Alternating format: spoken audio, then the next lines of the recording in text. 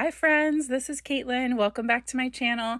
Today I'm going to be making a really fun melted ice cream themed card for summer, but this is definitely like a super fun thank you or birthday card. So sweet. I love how it turned out. I'm going to be using the Ice Cream Time stamp from Purple Onion Designs. That's this red rubber stamp that has these these two really sweet dragons. And the red rubber stamps don't stick to the Misty door or an acrylic block on their own. So I'm using a clear mounting stamp to use them on my Misty door. And when you do that, you want to make sure you're taking out the foam insert from your Misty. And then I decided to go in with this really cool drip stamp from the Ink Blot shop. I met Tiffany from the Ink Blot shop at Simon Says Create, and I absolutely fell in love with her and her products. So I'm really excited to be able to use this on my card today. And I'm not only using the drip and splat stamp set, I'm also going to be using the stencils in a second. And I kind of curved that stamp, so I'll show you how I then use the stencil on like an altered version.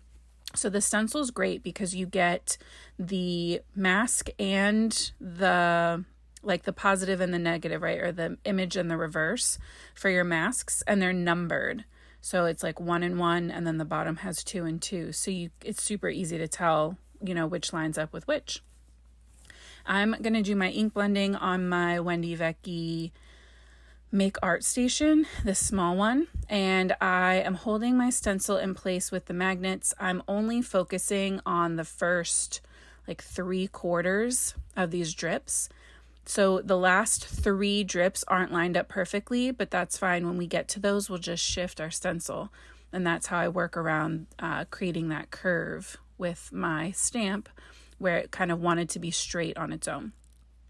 I'm going in with a teeny tiny little blending brush and the Lost Shadow Distress ink from Tim Holtz.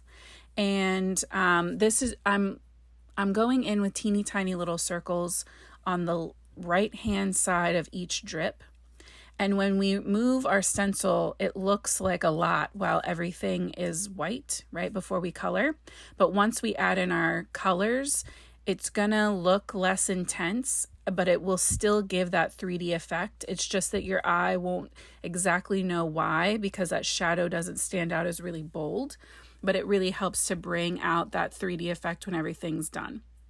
Now, I did get a little smear, a little spot of gray where I didn't want it. So I'm going to go in with another splat. It's not going to be this one. This one I decided was too big. So we're going to shift this smaller one over and then bring in a couple of the even smaller little dots and just kind of build up this cute little splat in the corner, which ended up being perfect because we'll put the sentiment. Talking is hard, guys. The sentiment over to the right of these little extra drips. And we'll add in some sequins too. Now for these guys, I didn't have the mask stencil. So I knew I was going to be coloring over these with dark brown anyway. So I just went in and added my gray right over the edge. I wasn't super concerned. Starting off my chocolatey drips, I'm going in with E40, and I will tell you this is my second time doing this part of the process because the first time I was trying to make strawberry ice cream and it definitely looked like blood. Funny enough, when I first picked out this set, my first thought was Halloween. I wasn't going in my head straight to blood, but I did think that it would be cool for slime, green Halloween slime, or witch's cauldron ooze kind of. But the red was not the vibe. So I restamped and re-stenciled, and then decided to go in with browns and let it be chocolatey instead. And I definitely love how it turned out. So it was definitely the right choice. Once I had that E49 everywhere, I decided to go in with some E59, which just has a little bit more of a red undertone to it. And I'm just going to start thickening up, keeping all my shadows on the left-hand side of my drips. And also doing those bottom dots as well while I'm working my way across. And I focused on the drips first, but in a little bit, I'll show you how I turned the drips into kind of the ground that our dragons are sitting on. But this process was so nice. I'm going in now with the E29. So because the second number in all of these markers are the same, it's easier to hop between the, you know what I mean? I'm jumping from a 49 to 59 to 29, but because they all have the nines, they're going to blend a lot easier. And then now that I need some lighter shades, I'm pulling in my E27.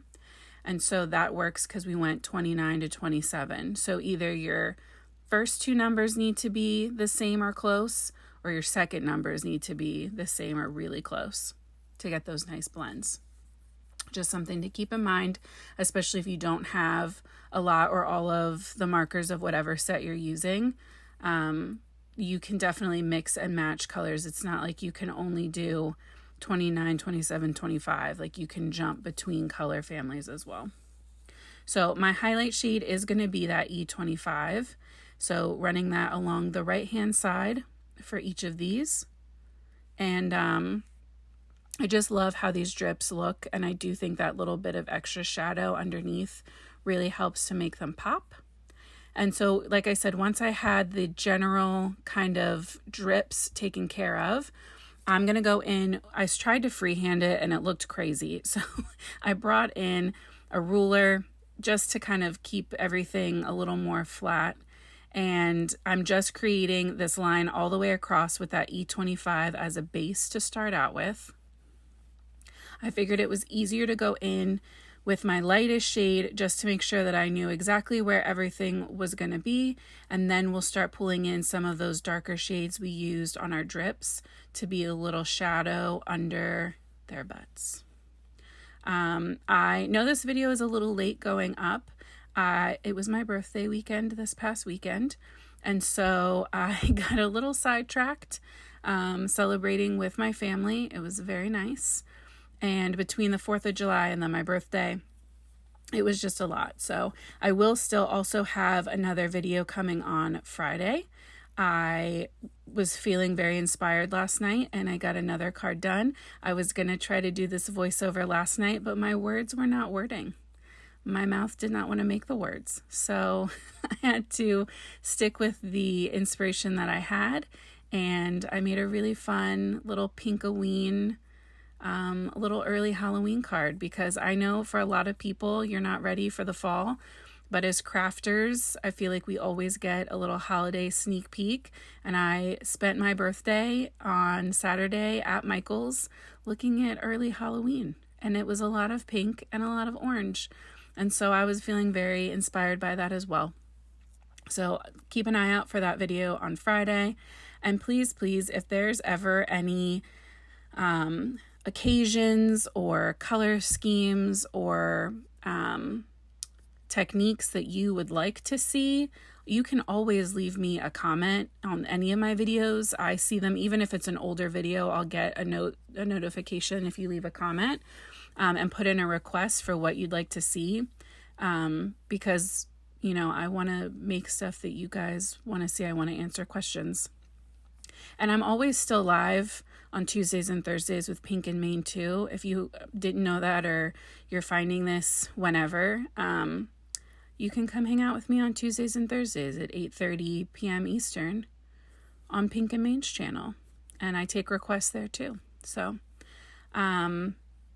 yeah, I colored the background of my card on the upper part with a really soft BV marker, and you're going to see we're going to add to that a lot because it was so washed out against this dark chocolatey brown and these really fun teals and fuchsias that we're going to be coloring with. So we're going to add way more color to this background by the time it's done.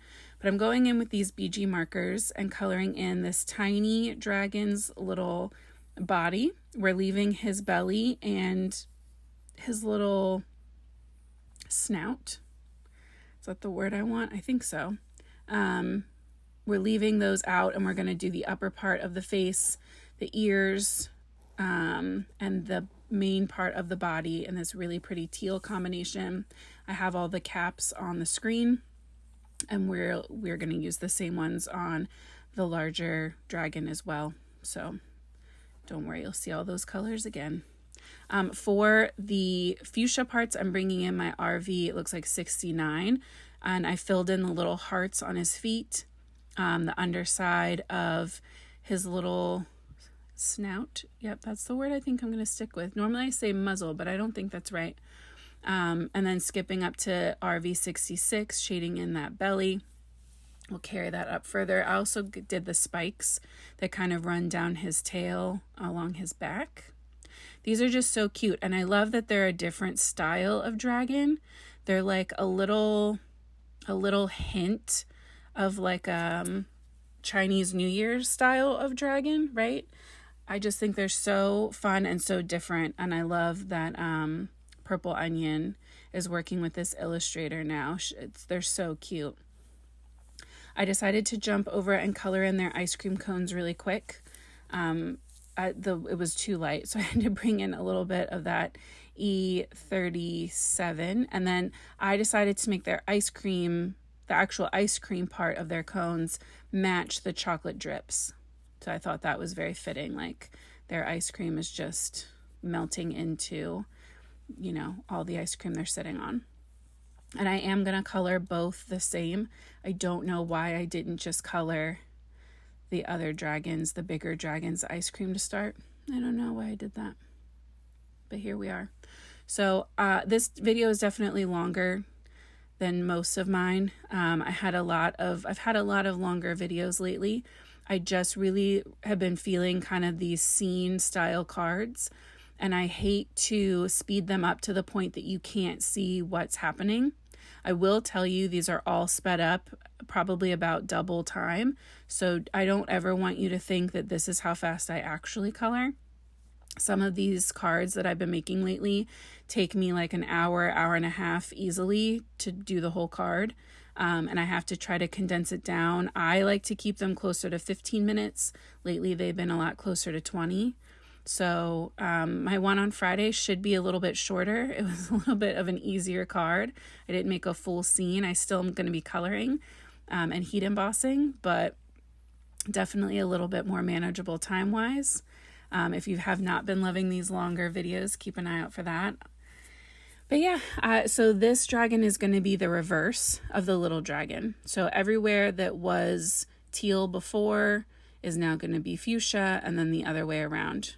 So coloring in this belly with those fun teal colors, that BG49, kind of defining the side and adding that shadow under the arm, I guess under the arms. And then I love their little like armored bellies almost. That style always makes me think of armor. I don't think that's what they're really called or how that works. Okay.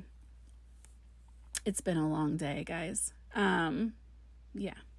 I do want to tell you that I have recently gotten, I think all of, if not all of, many Olo markers, and I'm still learning how to color with them. First impression is I will not be getting rid of my Copics anytime soon, but I think that they both have a place on my craft desk. And I do like that there are some colors that Olo has that Copic doesn't, and the other way around. I will tell you, so far, it feels like it's harder to get very precise, teeny tiny, delicate lines with the Olos because they're a free-flowing ink. But not everything needs that. So let me know in the comments below if you would be interested in seeing some Olo, like a little walkthrough or a comparison color. Like maybe we pick an image and I'll color it with Copics and then color it as close as I can with the Olos, and we can see the difference. Or if you just want to see Olos in general, like that coloring with them, or if you have questions, anything like that, let me know. I do not claim to be an expert on those. I don't claim to be an expert on Copics either, for that matter. But definitely still on the learning curve for those Olos. But they definitely seem promising. So I will keep you posted and you let me know if that would be interesting for you guys. I did go in with a 05 white gel pen and added little highlights to the ice cream and the eyes of my dragons. We're in the home stretch now, guys. I cut out my little scene with this the double stitched rectangle dies from My Favorite Things. And I'm going in with sugared lavender Catherine Pooler ink, which I thought was just like the perfect, not quite fuchsia, not quite purple. I just love the color. It says, "You're so sweet." And to stamp that on the acrylic block, I just put double-sided tape on the back of it, like tape runner, on the back of my smaller, like sentiment red rubber stamps. You do have to be careful because you can't see what you're doing that way. So you got to really be sure that you feel good lining it up.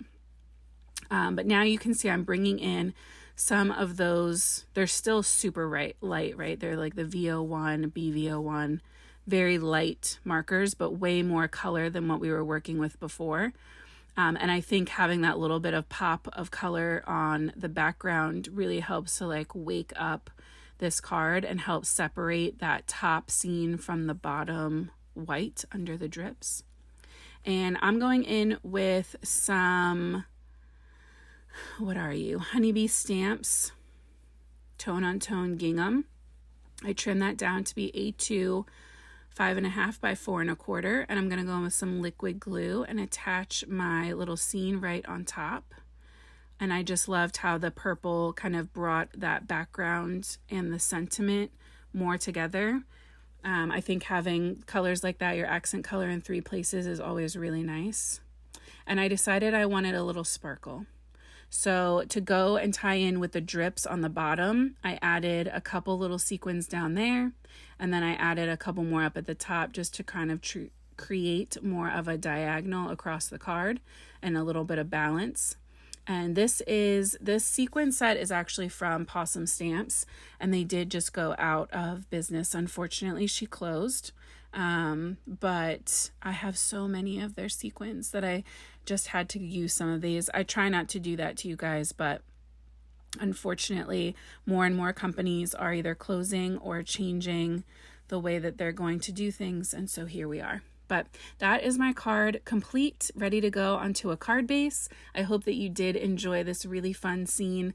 Let me know down in the comments what you want to see next, and I'll see you back here on Friday. Thank you so much for coming to hang out. I'll see you soon. And until then, happy crafting.